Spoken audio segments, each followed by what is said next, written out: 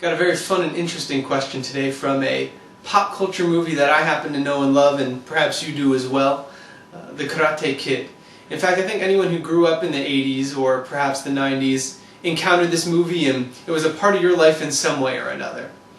Of all the iconic and enduring scenes in that movie, one of the most popular is the crane kick. So Daniel-san sees Mr. Miyagi training on a stump by the beach, and Mr. Miyagi is doing a flowing motion where he lifts one leg up and kicks with the other.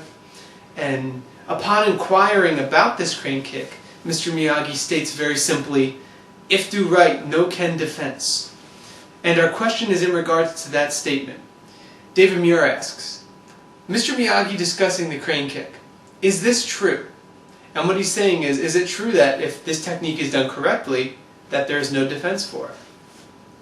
I think a lot of people wonder about this, whether they explicitly ask it or not.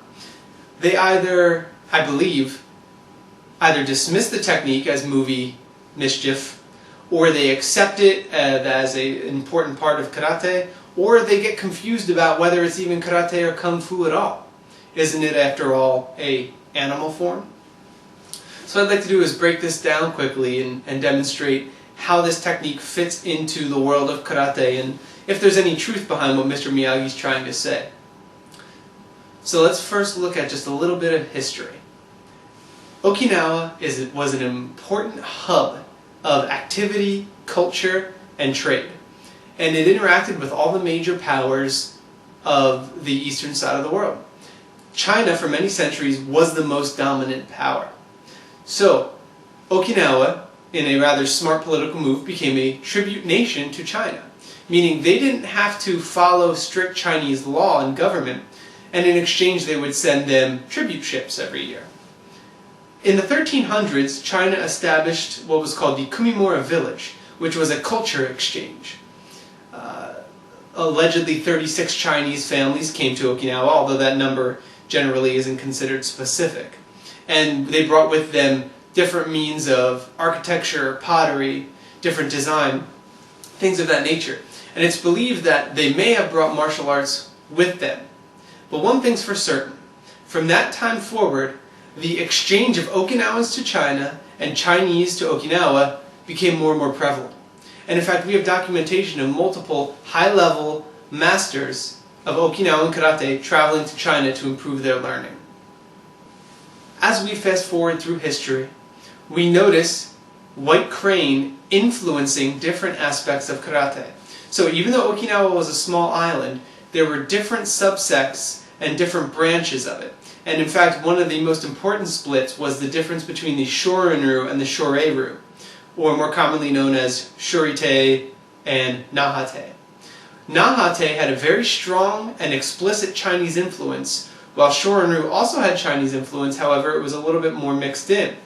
So, as the different masters brought back pieces of Chinese art, they integrated it with traditional or classical Okinawan te, or tea. And they infused it with different aspects of what they learned as well from all the different nations, including Japan, Korea, Siam, Taiwan. Now, it wasn't as if they were taking a full style from any of these countries, they were simply learning from them into what ultimately became karate. Now, as they were developing their style, one thing that they tended to do was preserve pieces of their Chinese influence in the form of kata, or forms. And one of those that we see in different branches is the Hakatsuru form, or the White Crane form. So Uechi-ryu has some, Marayoshi, Shorin-ryu, Okinawa Kempo. You'll see different White Crane forms in all these different branches.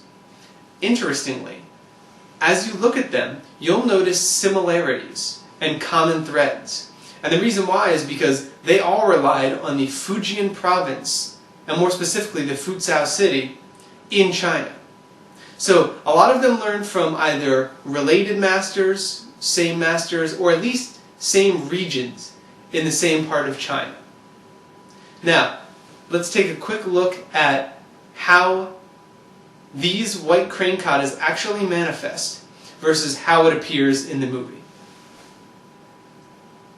There's some interesting differences between the Karate Kid movie and what we see in real life. And it's important to note that many styles in Okinawa highly respect the Hakatsuru forms. And the reason why is mostly cultural and application. Culturally, because it connects karate to a deeper part of its history. While karate is not kung fu, it does have connections with Chinese resources.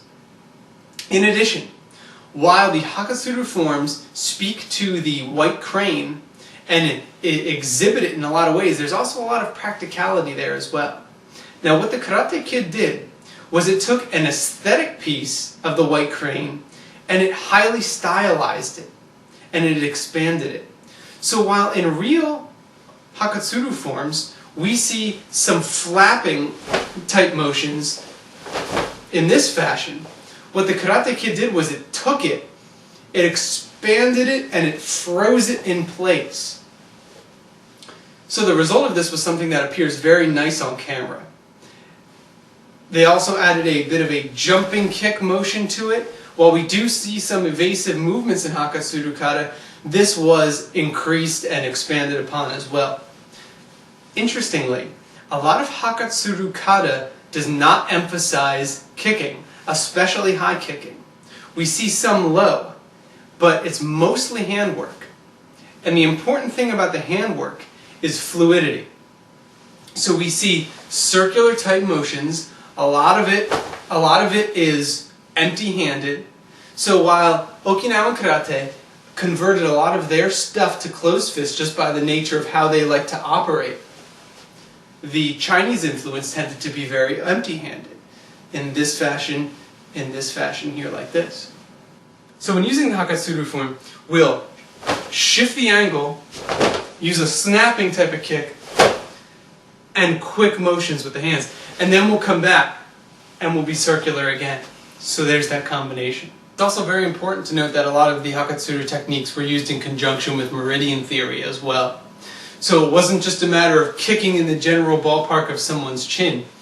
Each technique was used with a specific point in mind. So the combination was much more destructive in the end. So now that we've established that there is actually white crane in karate, it exists, and we've looked at how it appears, let's answer the question directly. If do right, no ken defense. If the white crane technique is done correctly, there is no defense for it. Ultimately, that is not true. That has to be movie magic, or simply movie exaggeration, perhaps. The reason why is because there is no technique in any style that is indefensible. Everybody has 2 hands and 2 feet. That means any human being has the opportunity to beat any other ones. So that means if I'm better at doing something than you, I'll win. If you're better at doing something than me, you'll win. So no matter how good I do my crane technique, if you're faster, stronger, more skilled, smarter, you're ultimately going to win. And there's 2 very important things to consider that make both the crane technique work and any technique work: distancing and timing. So the crane technique utilizes clever distancing, clever angling, and speed. At the same time, it attempts to lure the opponent in with its methods in order to create what's called a ski, or an opening. So it lures the opponent in, uses clever angling, uses clever timing, and fast body motion. In that way, it's a very effective technique. However, the idea of it being indefensible is untrue.